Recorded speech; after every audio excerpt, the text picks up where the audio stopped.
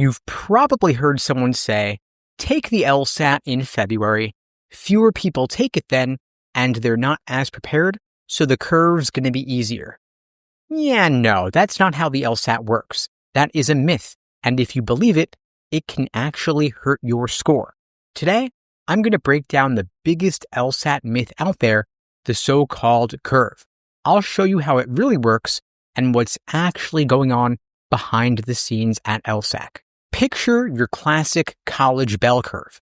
The professor hands back a brutal midterm, half the class tanks, and suddenly everyone's grade gets nudged up because relative performance matters more than raw scores. That is a norm-referenced curve.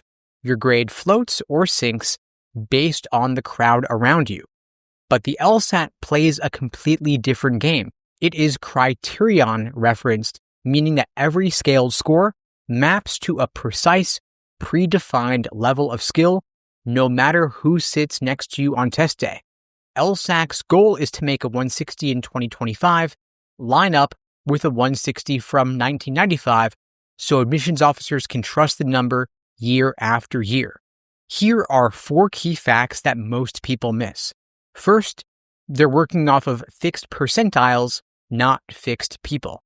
LSAC publishes percentile charts only after collecting data from thousands of exams. Those percentiles describe historical trends, not the specific room that you test in. Whether you're the only test taker or one of 100, your score maps back to the same national percentile chart created long before you ever booked your test date. We've also got to look at raw versus scaled scores. Those are 2 totally different worlds. The raw score is the absolute number of questions you answered correctly from 0 up to approximately 76. Your scaled score is 120 to 180 after LSAC applies its conversion chart. That conversion chart is actually locked in before test day, so your scaled score is not going to drift just because a few geniuses or a few slackers showed up that day. Now, some students imagine a live scoreboard where LSAC waits to see how everybody does, then slides the scale up or down. But that does not happen. LSAC uses huge pre-testing data sets to calibrate each question's difficulty. So by the time you arrive, the math is already done. And of course, law school admissions officers demand stability. They've got to be able to compare applicants from different years. If the LSAT used a classroom-style curve, a 160 one year could equal a 165 the next, and that would be total chaos for scholarship decisions. So LSAC designs the exam to be self-contained and self-correcting, not socially reactive. So why this matters for you? You could stop Googling easiest LSAT month, and you don't need to worry about testing alongside geniuses or future Supreme Court clerks. Your only job is to hit as many questions right as possible because the scoring standard is rock solid and waiting for you. In short, the LSAT is not a popularity contest. It is a measuring tape. If you treat it that way, you're going to direct your energy toward the skills that are going to actually move your score. So you might be wondering, okay, if the LSAT isn't curved like a college exam, how is it actually scored? The answer is something called test equating, and understanding this one concept can save you months of stress. Let me break it down in the simplest way possible. LSAC has one mission: to make sure that a 160 in August means the same thing as a 160 in October or a 160 5 years ago. And of course, that's pretty hard to do because the questions are different every single time. So how do they make sure the scores stay fair? They use a process called item response theory, which sounds like a grad school stats course, but here's what it actually means. First, they pre-test everything on the unscored experimental section. They never put a question on your scored section without testing it out first. That unscored extra section is that mysterious additional 5th section on your LSAT that doesn't count toward your score. That is where they slip in new unscored questions and they collect massive amounts of data from real test takers like you. They're asking, how hard is this question for a 175 scorer? And does a 145 score get this one right too often? And of course, most importantly, does this question behave predictably or is it weird and misleading? That data helps them measure the statistical difficulty and reliability of every single question.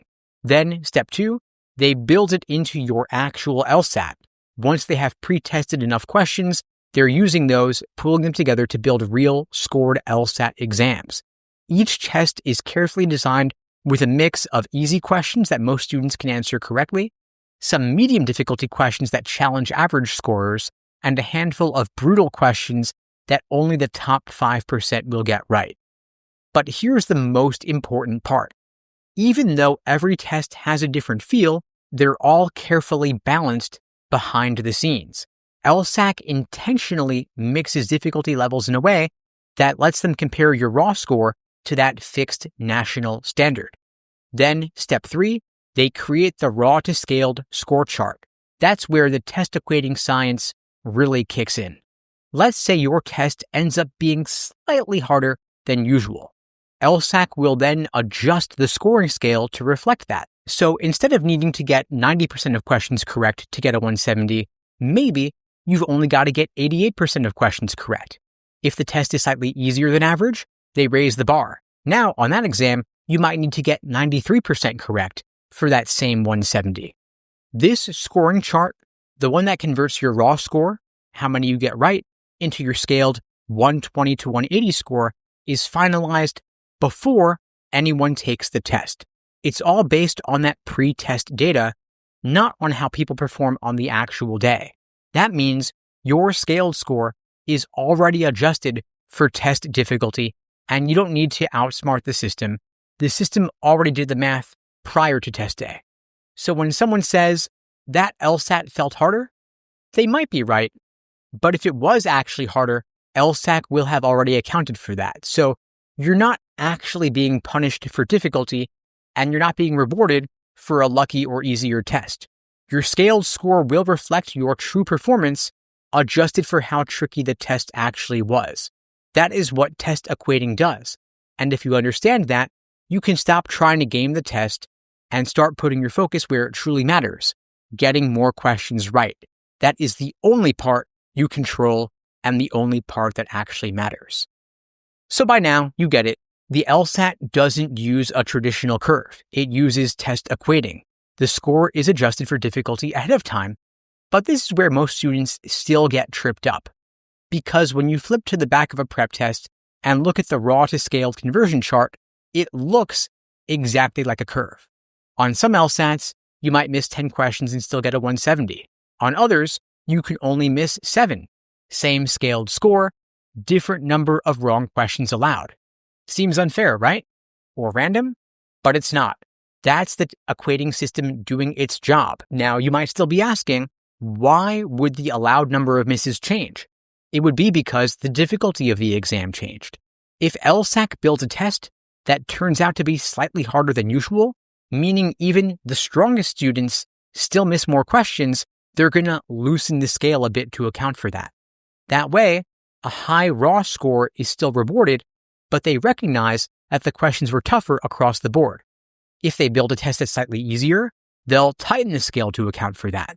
You would have to then get more questions right to hit the same scaled score. And again, this is not based on how you feel about the test. It's not based on how the crowd performs that day either. It's based on years of pre-test data showing how each question behaves statistically. So when you see differences in how many questions you're allowed to miss, it's not a reaction to test day performance. It was already baked in ahead of time. Now, the main reason this looks like a curve is because people mistake the conversion chart for a live scoreboard. They think, oh, I could miss more questions in February.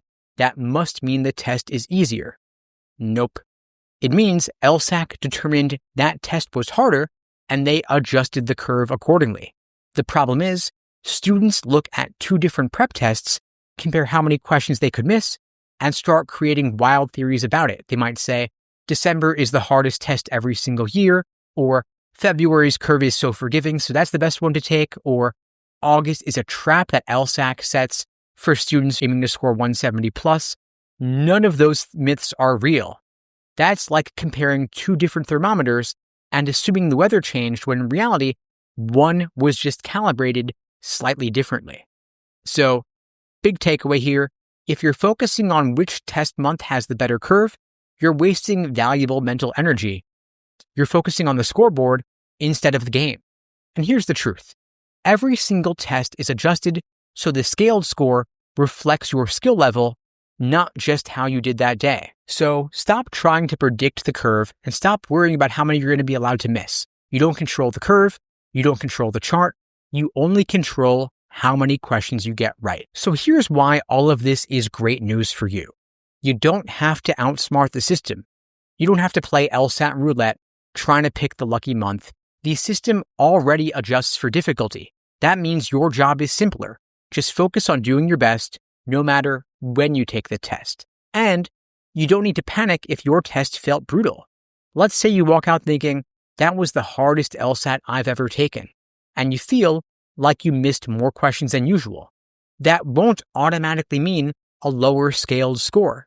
If the test was actually harder across the board, everyone likely missed more, and LSAC will account for that in the conversion chart. So now that we've cleared up the curve myth, the question becomes, if trying to game the test doesn't work, what does? What are top scorers doing differently? I'll tell you right now, it's not what most people think. They're not spending hours on Reddit looking for the secret best test date. They're not trying to reverse engineer raw to scaled conversion charts. They're not looking for hacks, tricks, or shortcuts. They're focusing instead on the boring, repeatable fundamentals and doing them better than everyone else. First, they are drilling question types over and over because top scorers know that LSAT question types repeat. There are patterns, especially in logical reasoning, and once you start to recognize them, you gain a massive edge. These top scorers aren't just doing questions randomly. They'll do 20 flaw questions in a row, then 20 strengthening questions, then 20 necessary assumption questions, because that's the way to build pattern recognition fast. Eventually, you're no longer just answering the question, you're actually predicting the right answer before you even see the choices. That's when speed and accuracy go up at the exact same time. Top scorers are also breaking down reading comp like they're trial lawyers. Most students read passively and they just try to survive the passage. But top scorers are active the entire time. They're asking, what is the author's main point? What is the structure of the argument? And why did they include this particular detail? They don't just finish the passage, they finish with a map in their head of where to find every key idea. That makes the questions faster and easier because they already know where to look. Top scorers are also training timing like it's a sport. They don't just take full sections and hope for the best. They know pacing isn't just about being fast, it's about being consistent. So they'll set micro goals. First 10 questions in 10 minutes, 8-9 minutes per reading comp passage, and they're using timers. They're tracking their pacing. They don't just practice, they actually measure their performance. Then they do deep forensic review. And that is where most students fall short. They finish a section, check the answer key, and then they move on. Top scorers do the opposite. They spend more time reviewing than they did taking the test. They ask, what trap answer did I fall for and why? What was the exact reasoning flaw in the argument? And how can I avoid this mistake next time around? They keep a mistake journal, they log patterns, and they literally teach the questions back to themselves until they can explain the logic like a tutor. That is not overkill. That is standard operating procedure at the 170 plus level. And finally, top scorers simulate test day on purpose because it's not enough to practice in a quiet room at your ideal hour. You got to train under pressure, doing full-length exams in coffee shops, in uncomfortable chairs, with background noise, with a timer that doesn't pause when they sneeze. Because the real LSAT is not going to wait for you to feel comfortable. Top scorers aren't just building knowledge, they're building endurance and emotional control.